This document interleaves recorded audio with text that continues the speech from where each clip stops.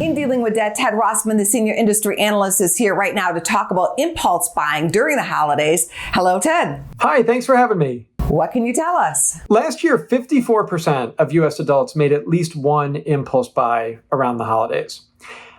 Truthfully, the real toll might even be higher. That's just how many people admitted to it. And look, I don't want to shame people and say you can't have any fun. I do, though, want to warn against the dangers of high-cost credit card debt. Americans have a record amount of credit card debt, and the average interest rate is a near record 20.5%. So if you're financing these unplanned buys over time, it gets really expensive. Are there any situations or mindsets causing shoppers to impulse buy? Yeah, there's a lot of emotion that goes into this. Sometimes you're bored late at night, you're scrolling through your phone and you think, ooh, that looks good. Other times, maybe you get excited, you're in a store and you want to go home with that item the same day. Now, interestingly, treating yourself was the second most common recipient of these impulse buys. Buying for family members was actually number one. So there is some generosity and some good intentions behind this.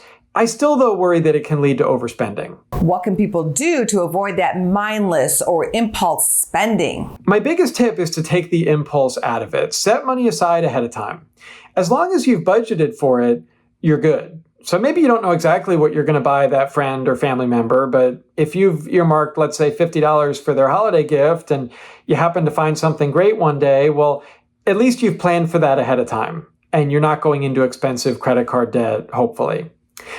I would also suggest unlinking your credit and debit cards from your favorite retail websites. Sometimes that one-click order is just too easy.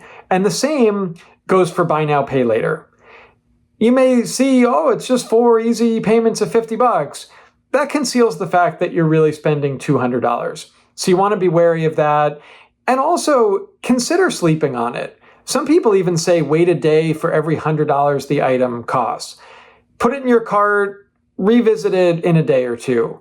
Chances are you may have a clearer head and maybe you didn't need that in the first place. Great tips. Thank you, Ted. No problem. Thank you. We have to sign off for today, but you can always connect with us on social media, where we appreciate when you subscribe to our YouTube channel. You can also find out more about our show at businessfirstam.com.